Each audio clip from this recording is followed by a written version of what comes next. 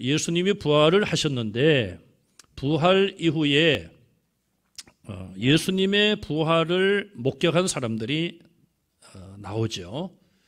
지난주에 생각했던 세 명의 여인들, 막달라 마리아와 또 살로메와 다른 마리아, 이 세 명의 여인이 향품을 가지고 예수님의 시신에 넣어드리고자 예수님 무덤을 찾아갔는데 무덤 문이 열려 있고 천사가 나타나서 예수님의 부활을 알립니다. 그리고 제자들에게 가서 갈릴리에서 제자들을 만난다고 하시더라는 말을 전하라고 말을 하지요.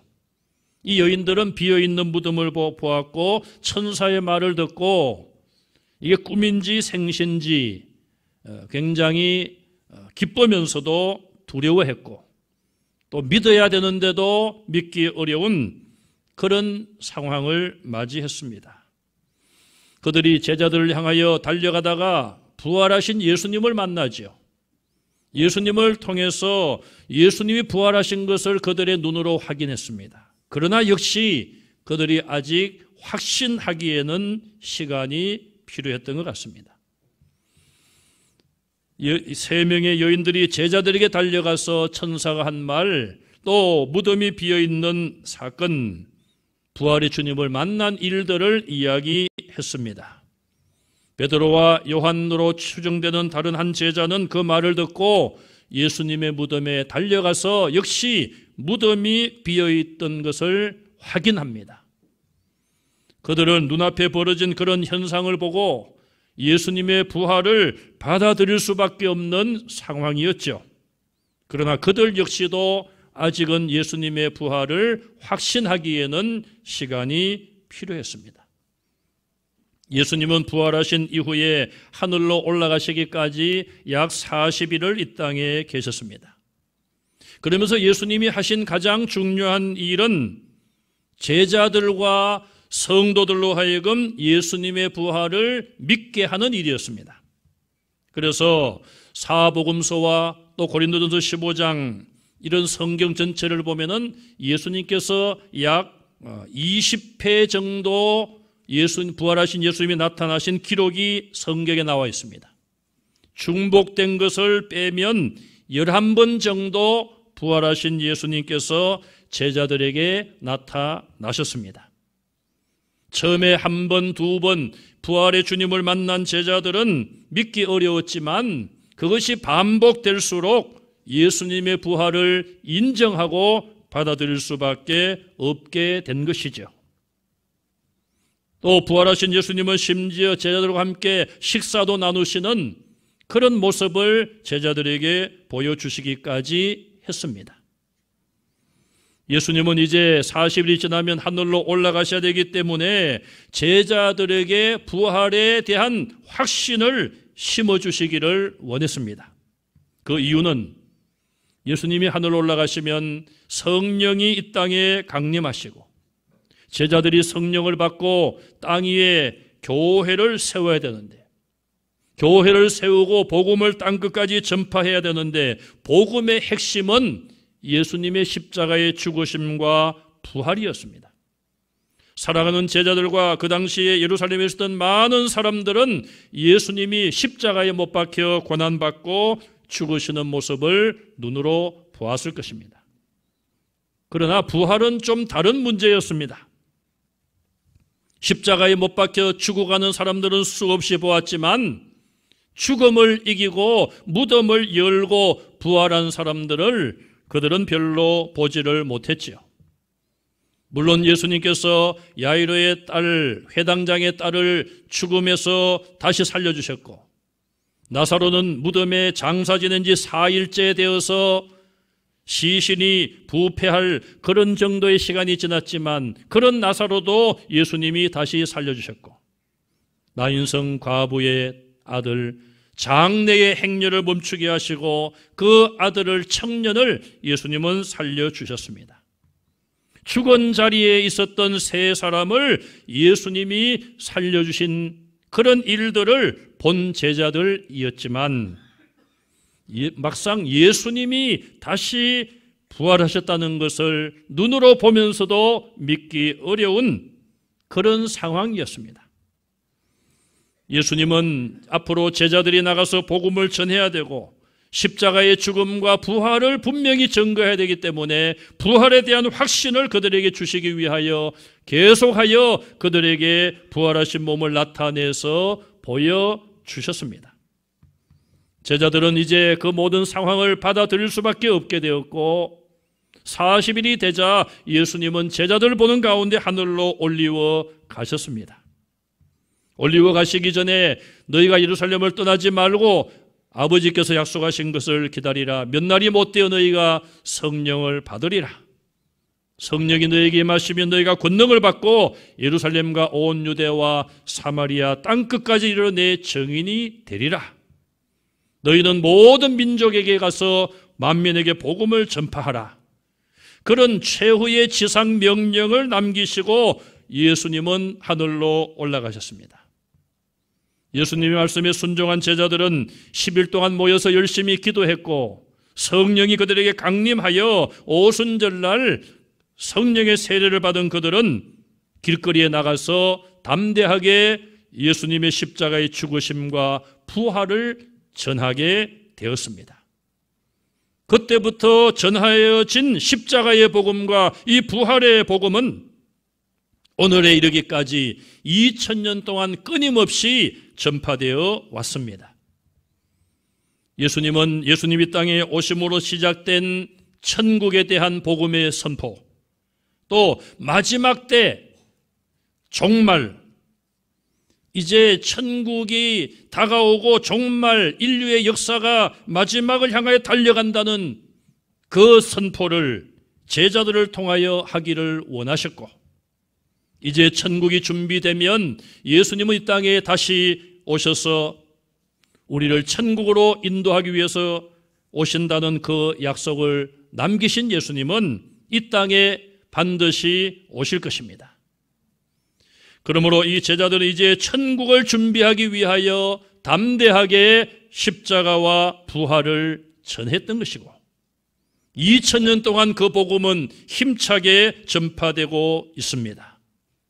오늘 저와 여러분들도 예수님이 이 땅에 인간의 몸으로 오셨고 하나님의 아들이신 예수님, 죄 없는 그 예수님이 나를 대신하여 죄인들을 대신하여 십자가에서 대속의 피를 흘리심으로 죄를 회개하고 예수님을 구주로 믿는 자들은 죄 용서함을 받으며 예수님 재림하실 그때에 예수님처럼 우리도 죽은 자들이 부활한다는 것을 분명히 믿고 천국에서 영생 누린다는 이 분명한 소망을, 약속을 우리는 확인하고 확신하고 있습니다.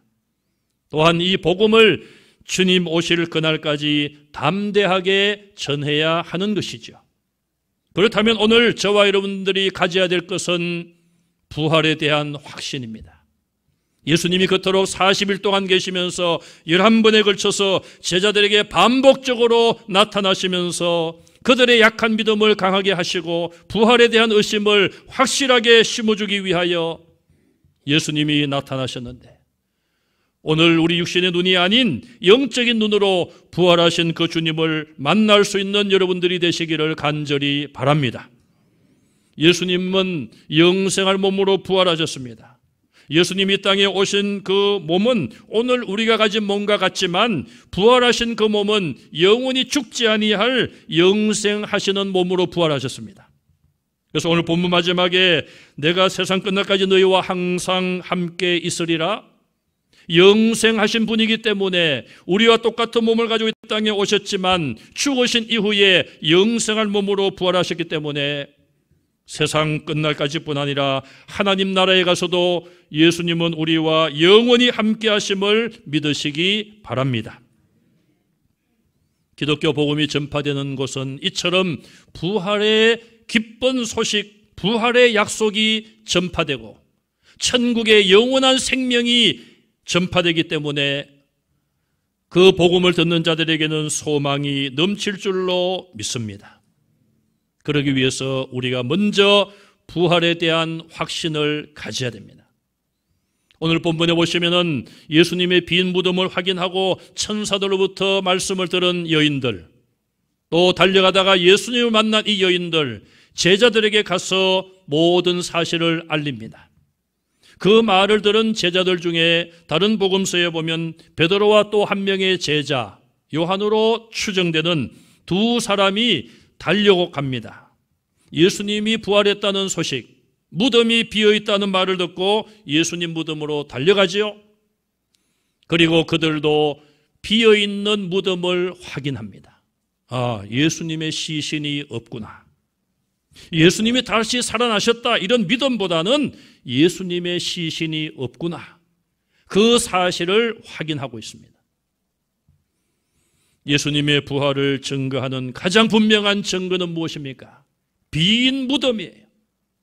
분명히 아리마대 요셉이 자기가 준비한 무덤에 예수님의 시신을 장사 지냈지만 안식 후 첫날 3일째 되는 날 예수님의 무덤은 비어 있었습니다. 무덤이 비어 있었는데 누가 무슨 많은 말을 하면서 예수님은 부활했다 설명을 하고 주장을 한들 그것이 무슨 큰 힘이 되겠습니까?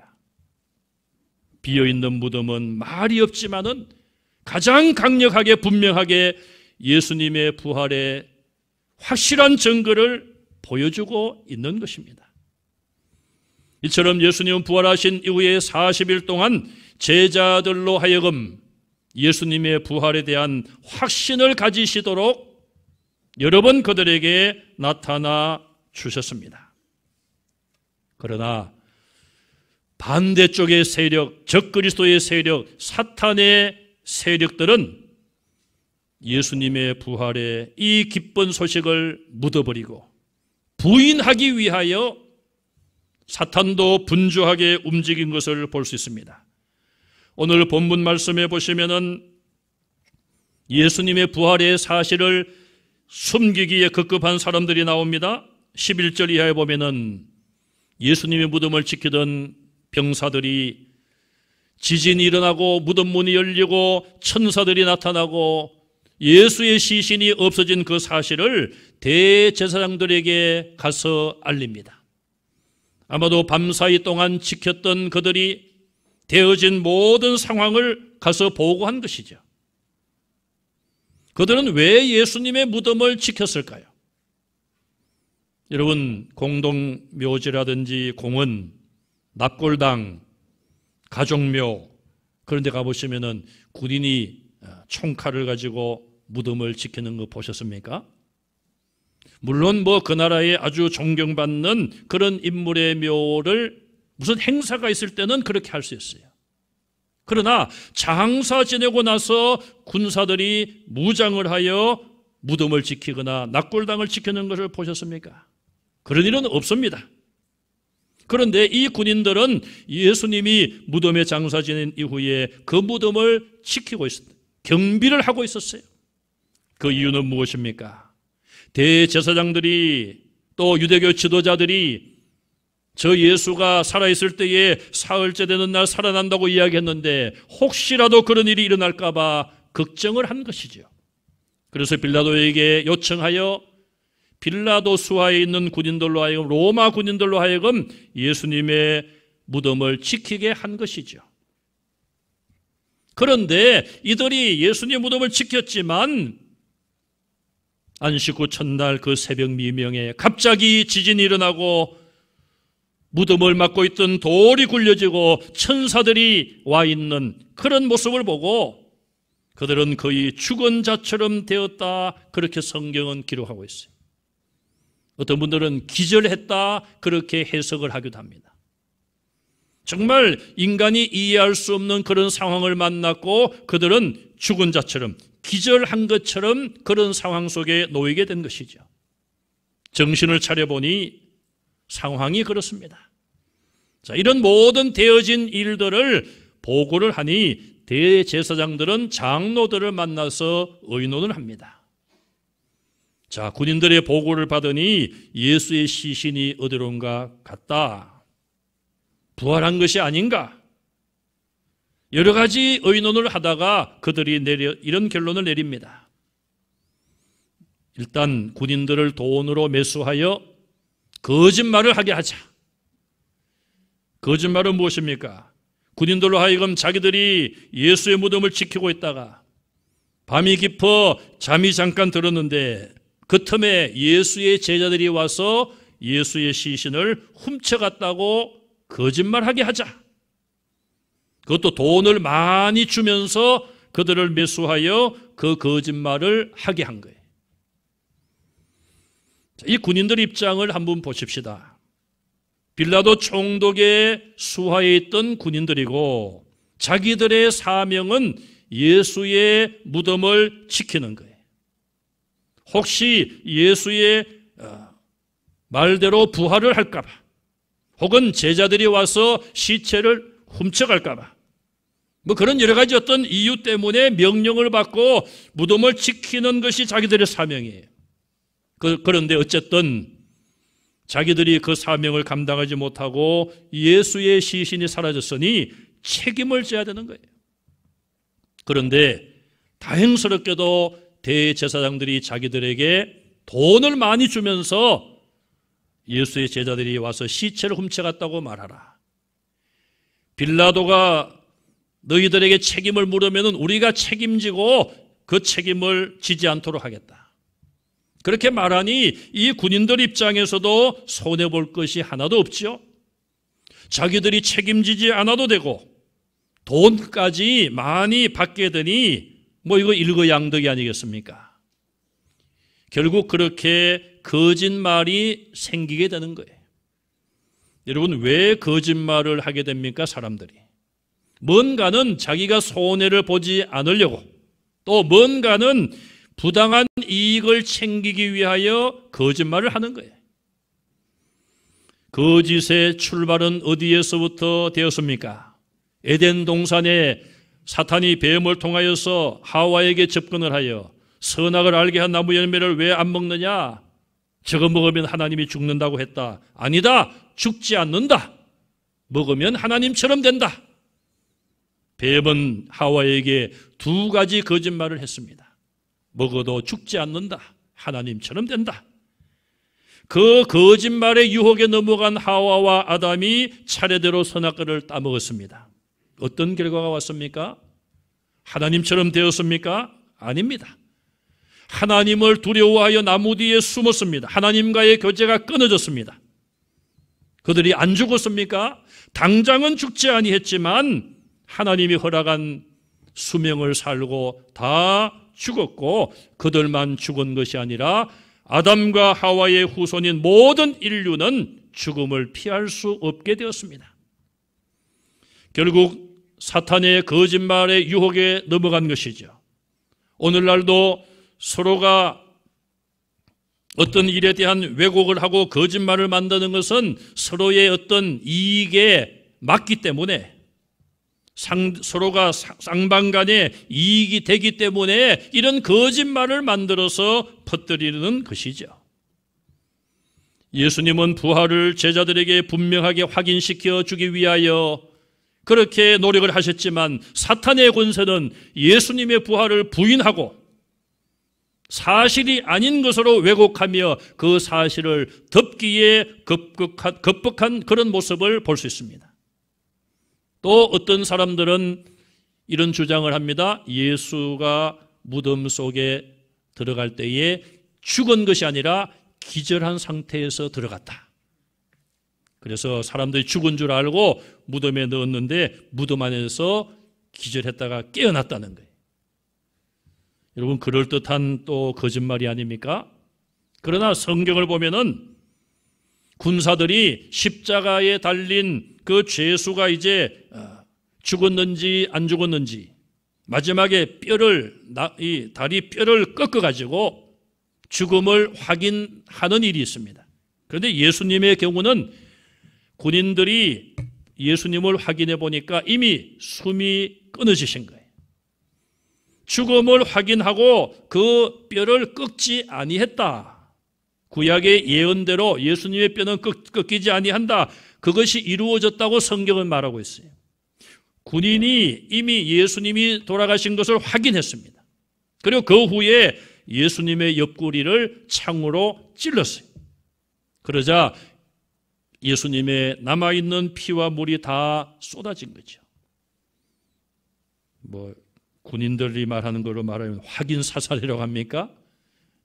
그때는 총이 없었으니까. 그렇게까지 하여 예수님이 분명히 죽으신 것을 군인들이 확인했어요. 그러니 기절설을 이건 역시 사탄이 만든 거짓된 주장이죠. 또 어떤 사람들은 제자들이 너무 예수를 사모하여서 헛개비를 보았다.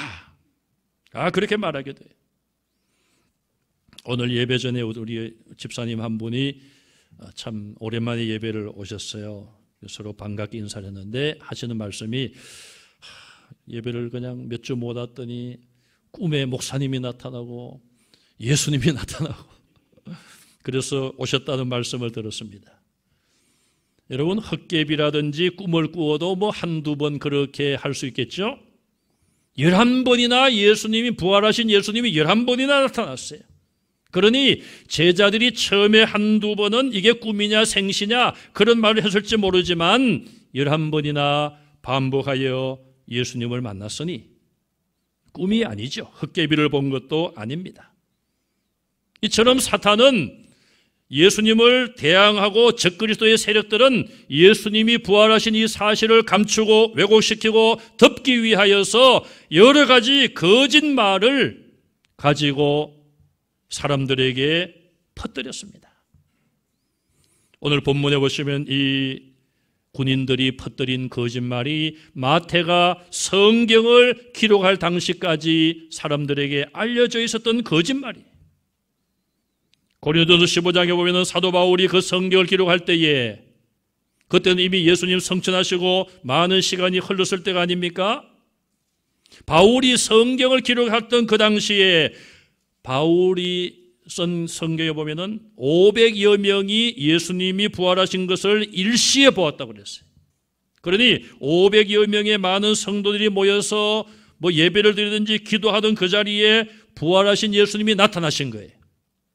500여 명 가운데 대부분은 지금도 살아있다. 바울이 성경을 기록하는 그때도 500여 명 중에 대부분이 살아있다. 그렇게 분명히 기록을 했습니다.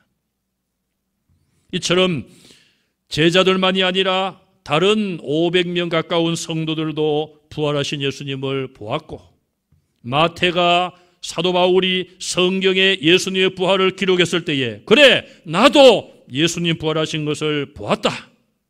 그렇게 증거하고 있었는데 사탄은 거꾸로 이 사실을 왜곡시키고 거짓말을 통하여 예수님의 부활을 부인하는 그런 일들을 계속해 왔습니다. 오늘도 마찬가지입니다. 저와 여러분들은 죽음 이후의 부활을 믿고 예수님의 부활을 믿습니다. 그러나 많은 사람들은 예수님의 부활을 믿지 않으며 죽음 이후에 예수님의 재림과 죽음 이후에 죽은 자들의 부활을 믿지 않습니다. 지난 주간에 제가 우리 문재인 대통령으로부터 편지를 받았습니다. 편지를. 이게 어떤 일인가 하고 제가 봤더니 부활을 축하합니다. 대한민국 대통령 문재인 이렇게 해서 왔어요. 물론 대통령이기 때문에 또 4월 30일에는 또 이제 그런 사찰 같은 데도 또 이제 편지가 가겠죠. 축하의 메시지가 갈 겁니다. 저는 그 편지를 축하 카드를 받으면서 제 마음속에 우리 대통령도 좀 부활을 정말 믿으면 좋겠다. 이렇게 대통령으로서 축하하는 그런 축하가 아니라 정말 예수님의 부활을 좀 믿으면 좋겠다. 그런 마음을 가졌습니다. 여러분, 우리가 신앙생활을 해오면서 참 우리의 신앙의 뿌리가 어디에 있는가? 이 땅에 135년 전에 부활절 날, 의미 있는 부활절 아침에 선교사님 두 분이 아펜젤러와 언더우드, 감리교와 장로교를 대표하는 두 분 선교사님이 이 땅에 부활절 아침에 인천 항에 도착을 했습니다. 그리고 135년 동안 예수님의 십자가의 죽음과 부활이 끊임없이 지금까지 전파되었고, 또 저와 여러분들도 그 언제부터 이 복음을 듣고 주님을 믿고 주님을 만나고 천국을 향하여 가고 있습니다. 예수님의 부활의 이 기쁜 소식은 오늘도 멈출 수가 없는 것이고, 아무리 많은 사람들이 믿지 아니하고 죽은 자의 부활을 믿는 저와 여러분들을 이상하게 보고 우리를 조롱하고 때로는 핍박의 자리까지 간다 할지라도 저와 여러분들은 예수님의 부활에 대한 신앙을 포기할 수 없습니다. 그리고 이 부활의 소식을 전하는 사명을 감당해야 돼요. 오늘 본문 마지막 부분에 보시면은 예수님께서 하늘로 올라가시기 직전에 사랑하는 제자들을 만납니다. 부활 이후에 갈릴리로 가서 예수님과 제자들이 만나고, 사도행전 1장에 보면은 이제 하늘로 올라가시기 직전에 제자들에게 땅 끝까지 이르러 내 증인이 되라고 말씀하셨어요. 마태복음, 마가복음, 누가복음 마지막 부분에 제자들을 향하여 모든 민족에게 가서 복음을 전하라고 말씀을 하셨습니다. 오늘 본문에도 보시면 가라고 명령하십니다. 우리 기독교는 첫째는 모이는 종교예요. 초대교회 성도들은 날마다 하나님의 은혜를 사모하여 날마다 성전에 모였다. 그렇게 성경은 분명히 기록하고 있습니다. 코로나19 사태로 인하여서 모였던 우리 성도들이 모이지 못하는 어려움이 지금까지 있어 왔습니다. 속히 이 사태가 정리가 되고 이제 다시 예전처럼 모일 수 있는 그런 교회로 회복될 수 있기를 간절히 소망합니다. 모임 이후에는 가야 되는 것입니다. 모여서 가만히 있는 것이 아니에요. 세상 속으로 가야 됩니다. 하나님이 은혜 주셨고 우리에게 성령 주셨으면 이제 그 능력을 가지고 세상 속으로 가야 됩니다. 가서 복음을 전해야 되는 것이죠. 두 번째로 모여라 말씀하신 이후에 우리에게 주시는 말씀은 무엇입니까? 제자를 삼으라. 제자 삼으라. 개인의 제자를 삼는 것이 아니라 예수님의 제자를 삼는 것이죠. 우리나라의 많은 이단들의 잘못된 것이 무엇입니까? 이단들을 만든 교주들은 자기들의 제자를 만드는 거예요. 사도 바울처럼 자기가 예수님 닮기를 원하고 나는 없습니다. 내 안에 주님이 계십니다. 주님과 나는 하나가 되었습니다. 그 정도가 되면 바울의 제자가 곧 예수님의 제자인 것이죠. 그러나 많은 이단들은 예수님을 가르치기 전에 자기의 잘못된 주장을 가르치고 예수님이 받으실 영광과 그 권세를 자기가 누리고 있다는 것이죠. 우리는 예수님의 제자를 만들어야 돼요. 어떤 유명한 목사님이 목회를 은퇴하면서 그런 고백을 했습니다. 나는 목회에 실패한 사람이에요. 많은 후배들이나 많은 성도들이 깜짝 놀랐습니다. 아니, 저 정도 목회를 하셨으면, 저 정도 교회에서 목회를 개척하여 성공적으로 하셨는데 왜 저런 말씀을 하실까? 그분은 이렇게 대답을 했습니다. 내가 예수님의 제자를 만드는 일에 실패했습니다. 솔직한 고백으로 여겨집니다. 여러분, 나의 제자가 아니라 예수님의 제자 만드는 여러분들이 되시기를 바랍니다. 그러기 위해서는 나를 나타내는 것이 아니라 예수님을 나타내는 것이죠. 그리고 세례를 베풀라고 말씀하십니다. 세례는 예수님을 구주로 분명히 영접하고 자기가 죄인됨을 고백하는 자가 죄 씻음의 하나의 상징적인 표로 받는 것이 세례입니다. 이번에도 우리가 다음 주에 세례를 베풀 텐데 이 코로나19 사태로 인하여서 많은 사람이 세례받기는 어려울 것입니다. 그러나 한 분이라도 천하보다 귀한 생명이 세례를 받는 것은 귀한 일입니다. 앞으로 여러분들이 힘써 전도하시고 그분들이 세례 받을 때까지 그분들을 도와주시기를 바랍니다. 마지막으로 가르쳐 지키게 하라. 예수님의 모든 분부한 말씀을 그들에게 가르치고 지키게 하라고 말씀하십니다. 세례받았다고 다 끝나는 것이 아니에요. 또 그분이 세례받고 나서 직분자가 되었다고 다 끝나는 것이 아닙니다. 우리는 계속하여 그분들이 믿음으로 자라가고 그 사명을 감당할 수 있도록 계속하여 도와주고 기도해야 됩니다. 그러기 위해서 내가 먼저 부족하지만 본을 보여야죠. 말씀을 내가 배우고 그 말씀대로 살아가는 모습을 믿음이 연약한 성도들이나 처음 믿는 분들에게 보여줘야 되는 것이죠. 아, 예수님은 저렇게 믿는 것이구나. 예배는 저렇게 드리는 것이구나. 그런 본을 우리가 보여야 되는 것입니다. 부활하여 성천하신 주님은 마지막 지상명령으로 가라! 제자를 삼고 세례를 주고 말씀을 가르쳐 지키게 하라는 명령을 남기셨습니다. 오늘 우리가 전도하기가 얼마나 어렵습니까? 사실 안내문을 써붙이면서도 참 제 마음이 편치를 못했어요. 이런 상황 속에, 이런 코로나19 때문에 어려움 속에서도 진리를 찾고 예수님을 찾고 교회를 찾아올 수 있는 분이 계실 텐데 혹시 신천지가 아닌가? 그렇게 눈치를 받을 수도 있고 또 우리가 의심하고 싶어서가 아니라 실제로 그런 상황이다 보니 그런 생각을 가질 수도 있고 그래서 참으로 처음 오시는 분들을 우리가 따뜻하게 사랑으로 맞이하지 못하는 그런 죄송함이 너무나 큽니다. 또 우리 교회나 기독교에 대한 그런 비판적인 시선도 있습니다.